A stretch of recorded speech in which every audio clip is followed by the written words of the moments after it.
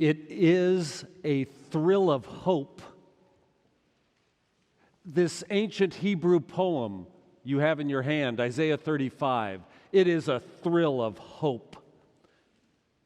It imagines a time when everything is better. All sorrow and sighing shall flee. There will be joy and gladness. There will be no ravenous ones or foolish ones. It seems like in our world there's a lot of ravenous ones and foolish ones. But here, in this thrill of hope, everything is better. Pastor Juan Carlos described that this ancient poem was talking about the joy of finally making it back from exile. But the earliest Christians, right away when they were trying to explain what would it be like when Jesus comes, they went to this poem. They imagine it would make everything better.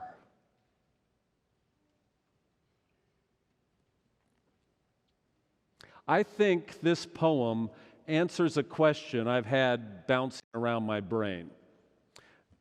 The question is, where is Christianity? I know this is an oddball question. Where is Christianity located? Where does it really reside? Is Christianity in a book? The Bible's an awesome book. But is this where Christianity resides primarily? Or is Christianity in the creeds and doctrines of the church? Is that where Christianity is? Or is Christianity in an institution? Is it in the churches? It might seem like that's where Christianity is. We have these special buildings where you go to do Christianity. But is that where it really is? Do you know, churches, a special place to go and be religious, are more a modern phenomenon than you think. In the 1700s, only about 10% of Christians in America went to a building to do Christianity.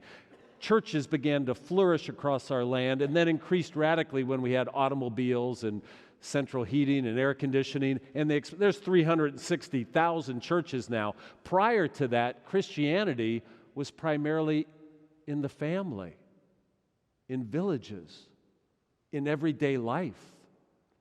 But in a modern pluralistic society, and based on the philosophy of John Locke, when you have differing opinions and you have to avoid religious violence, you create special places where you go to do religion. Makes sense. Where is Christianity primarily located? Is it in the individual heart? Is it deep inside you? Maybe, but Christianity isn't merely in individuals. It's also in communities. I think this poem has answered it. Where is religion? Where is the faith? It's in the striving for things to be better. It's in that basic impulse for better human beings, for a better world. Religion is in that yearning that things could be so much better. And so it is thrilling to me. Every week when we gather and join in that striving to help make the world better, to make human beings better.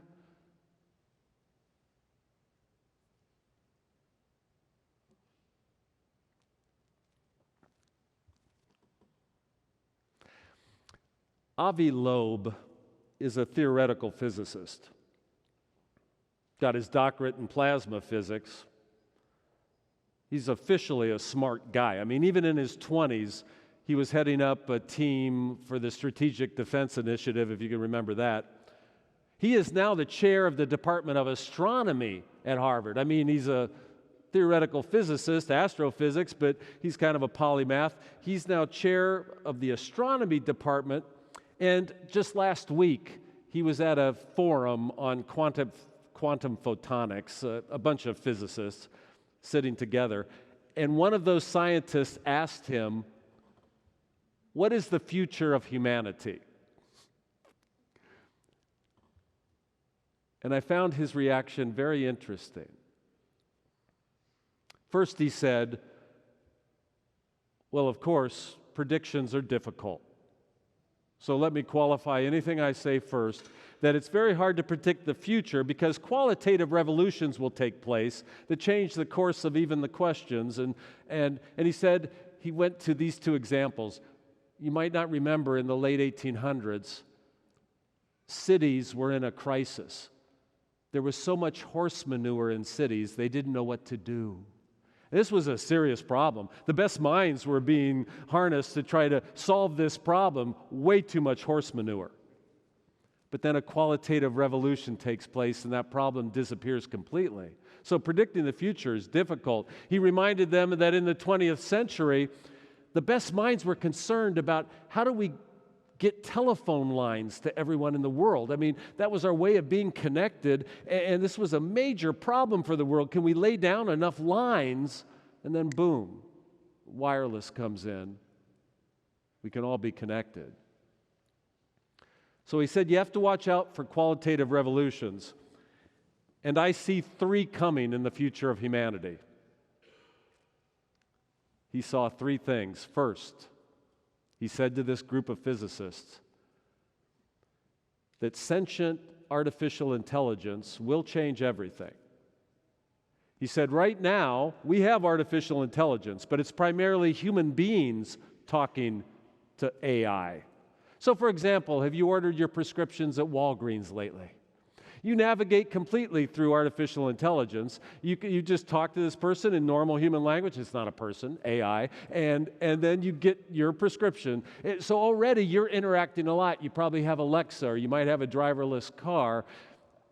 I do all my banking through AI. I don't have a brick and mortar bank. I just call up and start talking to the AI, whatever I need done, they walk you through. So a lot of our services are being navigated now with sentient artificial intelligence. He said the big change is coming when AI starts talking to AI. And it begins to form its own community, and it has access to resources, and it will create its own societal norms, as it were. He said, qualitative revolution. Predicting the future is hard. And then secondly, he said, we are getting so good at replacing body parts, you might not be tracking how good we're getting at replacing body parts, and you just keep getting a little better until you can replace most of your body parts, and then life expectancy will soar. What would it be like for society even 75 years from now if people are living 250 years? It's likely going to happen. What is the future of humanity? And then he offered his last qualitative revolution. Avi Loeb said to these other physicists, it is essentially statistically guaranteed that we will have an encounter with an extraterrestrial intelligence greater than our own.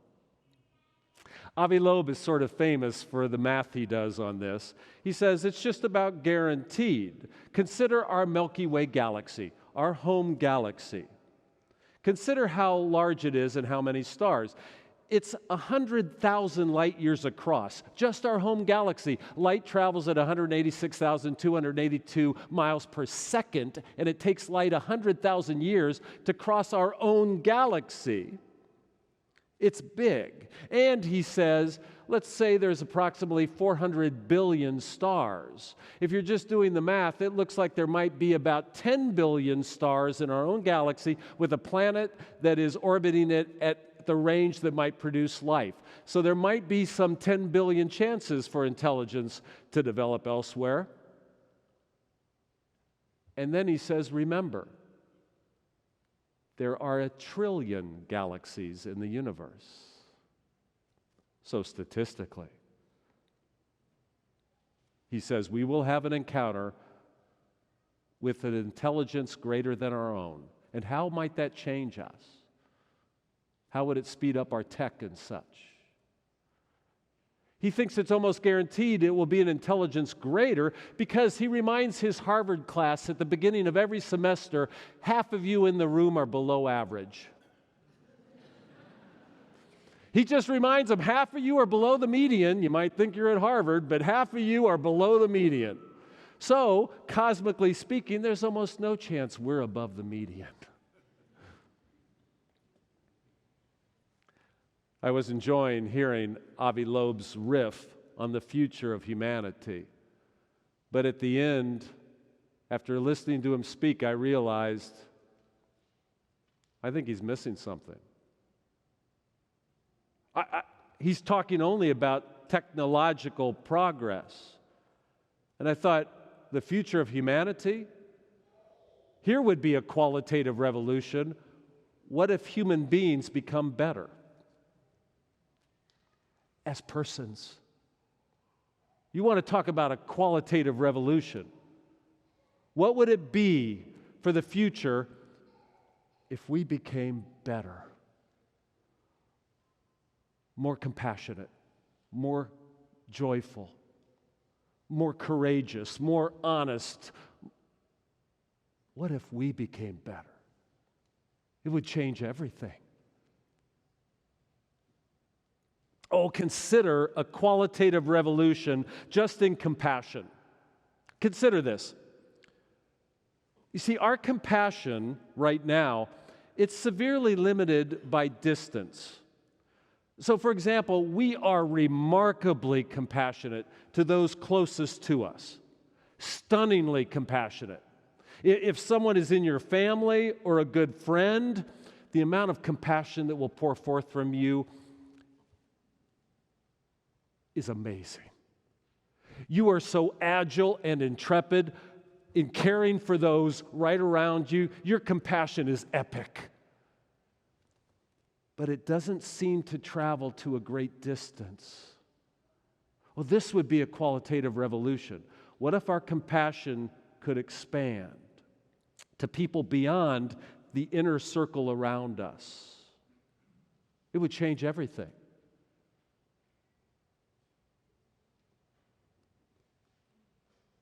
These past 2 years, 600,000 Ethiopians were killed in an internecine war. These past 2 years, 600,000 Ethiopians have been killed. I've barely thought about it at all. Have you heard me preach about that at all? It's so difficult for our compassion to extend across space to greater distances. Think how much everything would change if our compassion expanded, and that we would be just as agile, just as intrepid about pulling together resources and energy to help people in need anywhere. It would change everything. You might not have noticed it, but in our Gospels, Jesus is often trying to do exactly that thing. He knows you're compassionate. He knows that. But he's trying to expand it. One of the key themes in the Gospel is him trying to expand your compassion beyond familial ties. He begins to teach us that everyone is our brother and sister, not just in our nuclear family. He seems to be trying to deconstruct your pure allegiance to a nuclear family. He says, I've come to teach you to hate your brothers and sisters. These sentences sound so hard for us to hear. One person wants to bury his father. He says, leave the dead to bury the dead. Follow me now. He seems to reject his own family and they him. He seems to be trying to help our compassion transcend that limitation to our blood ties. What if everyone was our brother and sister? It would change everything. Well, I think Avi Loeb might have missed some qualitative revolutions that could take place. I mean, what if we could become more joyful? Think how much that would change. We have a lot of happiness that kind of bubbles around and bounces around from person to person. We have lots of moments of happiness, but joy is something else. Joy comes from a sense of meaning and purpose. When you know your purpose in life and some of those moments of fulfillment, that's a deeper joy. And I hear so many people these days not being sure about what is their direction in life, what is really my purpose. But if we had more joy, more sense of fulfillment in that direction, it'd change everything. Think of these qualitative revolutions. What if we were more honest? You know, mostly we're dishonest with ourselves. What if we were more honest with ourselves? You see, I rationalize all my behavior. I mean, almost everything I've ever done in life, I've got a good rationale of why I acted that way. It's like the perfect defense mechanism. I can rationalize anything I've ever said and done. If I was more honest with myself, you see, those rationalizations, they slow down my potential for growth. If I could honestly examine my behaviors, my choices, I could grow. What if we were all more honest with ourselves? It could change everything.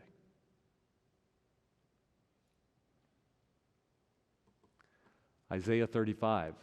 Oh, here is a thrill of hope. It's saying this change will come. And I feel this thrill every time we gather for worship, because we gather here with that basic religious impulse. We're striving for things to be better. We are striving together to be better persons. We are striving together for a better world. There is the thrill of hope.